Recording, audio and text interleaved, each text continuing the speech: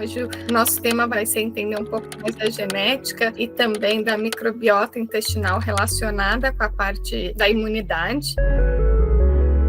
Primeiro, eu quero que vocês entendam um pouquinho de como que a gente relaciona esses genes e essas microbiota, né, essas bactérias, com cada uma das doenças e depois como que a gente põe a mão na massa para usar a prescrição. Então, para quem ainda não sabe, a gente tem uma diferença entre a nutrigenética e a nutrigenômica. A nutrigenética é como que a gente consegue ver o nosso metabolismo de nutrientes, então vitamina D, vitamina B12, cálcio, com a nossa genética. Então, eu tenho um gene que processa bem ou mal. Ele vai lento, ele vai rápido, eu posso dar altas doses, baixas, ele precisa de sinergia com alguma coisa. Então, é a funcionalidade daquele nutriente baseado na nossa genética. A nutrigenômica é a forma que a gente vai intervir nesse metabolismo. Ou seja, eu vou conseguir ligar na tomada ou desligar na tomada esse gene. Então, a nutrigenômica trabalha com nutrientes e compostos bioativos que vão fazer com que aquele gene fique ativo ou silenciado.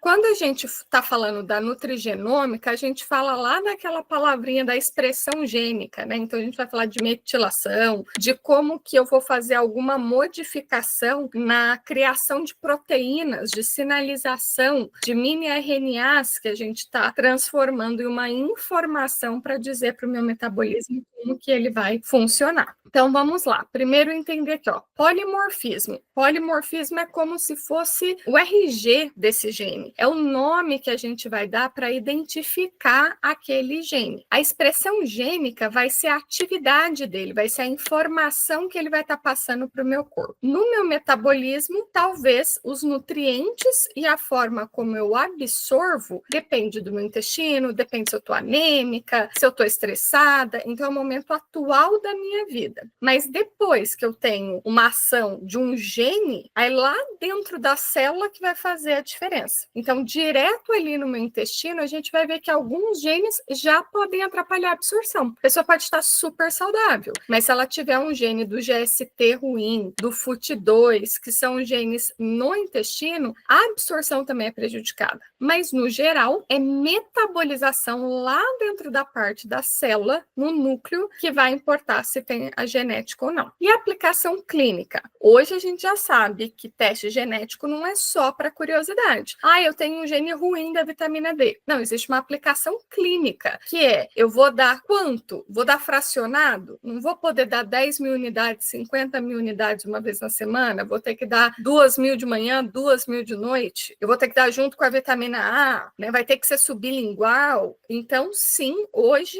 o teste nutrigenético vai mudar a aplicação clínica que a gente vai ter com esse paciente. Então, vamos começar por ele, que a gente sabe que impacta tanto nas doenças autoimunes, né? A vitamina D. Existem vários genes deles. Para ficar bem aplicado para o dia a dia de vocês, hoje eu vou trazer os que vocês mais vão usar. Que independente do teste genético, do laboratório que vocês pediram, esses genes é bem provável que apareçam. Seja um simples ou seja um avançado. Então, VDR é o receptor da vitamina D. Se eu estou no receptor, é a primeira entrada que eu tenho, o primeiro contato que eu vou ter com a vitamina D. A vitamina D a gente sabe que regula cálcio, fósforo, saúde óssea, saúde imunológica. Então, ele transcende da gente só pensar, absorve bem ou mal a vitamina D, porque ele também vai regular essa homeostase, ou seja, esse equilíbrio do cálcio e do fósforo. Então, o VDR, como ele vai fazer a ativação dessa vitamina D, quando ele é ruim, ele vai precisar da vitamina A para ajudar.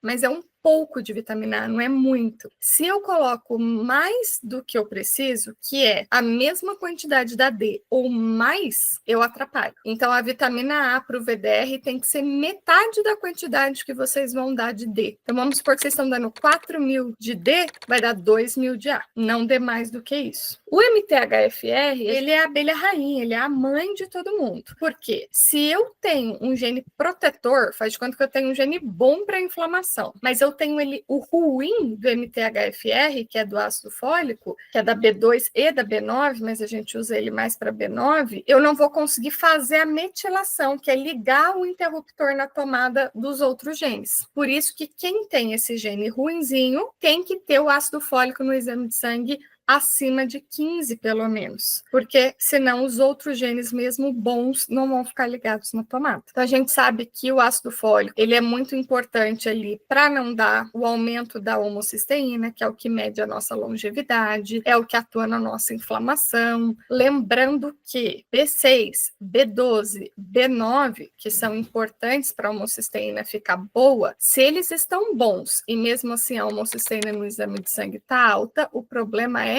inflamação. Aí a gente vai ter que dar ácido elágico, vitamina E, vitamina A, o resveratrol, mas cuidado para não achar que a homocisteína alta é só por conta das vitaminas de metilação, que foram essas que eu descrevi. O FUT2, ele é bem interessante, tem também o TCN2, que é da B12, assim como o FUT2, só que o FUT2, ele ajuda as bactérias do nosso intestino a fazer a fermentação e a produção da B12. Então, quem tem ele ruim, além de ter dificuldade de absorver B12, é melhor fazer sublingual, intramuscular ou endovenoso do que em cápsula. Ele também vai dar dificuldade da pessoa digerir leguminosas. Então, às vezes, vocês estão dando dieta para as pessoas ali e fala, meu Deus do céu, mas ela não tem alergia, ou fica achando que o problema é o low FODMAP, mas não é, é a fermentação ali da B12 no intestino. Então, na teoria, essas pessoas se dão melhor com uma dieta mais carnívora do que com leguminosas. Falando no GST, né, que a gente tem uma família dele, o GST-1, GSTT1 e o GSTP1, eles são importantes para a parte de detoxificação, especialmente dos xenobióticos, ou seja, aquilo que o corpo não identifica como bom para o nosso corpo. Ele, por exemplo, é o que faz a gente não absorver bem o resveratrol, porque apesar de ser super saudável para a gente, o resveratrol é reconhecido como xenobiótico. Então, quem for médico tem que fazer a aplicação dele intramuscular e os nutris sublingual, não dê em cápsula. Se for da cápsula, as doses têm que ser muito altas, com uma sinergia bem boa, que é com a vitamina E e a piperina, senão a gente não consegue absorver direito. Então, quem tem problema no GST-1 tem um risco aumentado de doença autoimune, cardiovascular e risco aumentado para câncer de intestino e câncer de pulmão. Ele que atua lá na conjugação da glutationa. Os principais que a gente vê de interleucina, né, interleucina 6 e a interleucina 10, que regulam a resposta inflamatória, aquela reação que o nosso intestino tem com as interleucinas, o IL-6, ele é um exacerbador de problema. Então, quem for ter a letrinha ruim dele, vai ser uma pessoa que se tem uma doença autoimune, vai ficar bem dolorida ou bem intensa ou muito alérgica. Se tem inflamação no intestino, pode virar uma doença inflamatória intestinal. Então, ele faz tudo ficar mais trabalhoso. O IL-10, ele já é anti-inflamatório. Então, é para ele ser protetor. Só que tem gente que não tem ele bom. Então, vai ter uma dificuldade na proteção. E o IL-6 vai ser na exacerbação do problema. A SOD2, ela vai pegar tudo que for agressor para o corpo, que são os superóxidos, e transformar em peróxido de hidrogênio para que depois fique solúvel e saia no meu xixi, no meu suor e pelo meu intestino, certo? Então, quando ela não é legal, a pessoa sente mais dores musculares, já que ela protege lá na eficiência das mitocôndrias. Essa pessoa tem tendência a ter cabelo branco mais cedo na vida, cansaço maior, às vezes está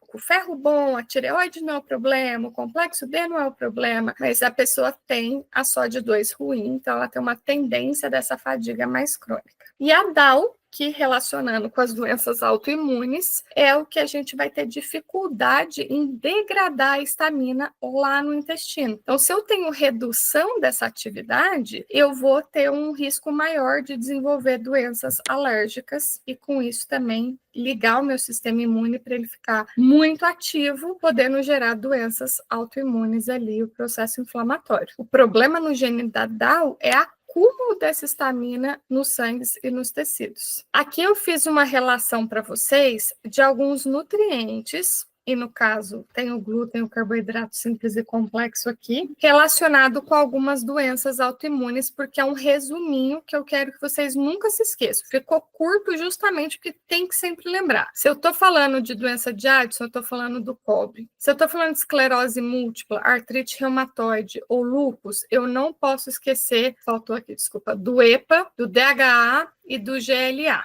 Se eu estou falando de doença celíaca, do glúten e também de carboidratos simples e complexos, porque às vezes o problema está na fermentação, não é só da proteína do glúten. Esclerose múltipla e artrite, o ferro e também o magnésio. Então esse daqui, tabelinha para ser assim, se for uma coisa que eu tiver que melhorar na vida desse paciente, esses são os nutrientes principais de deficiência.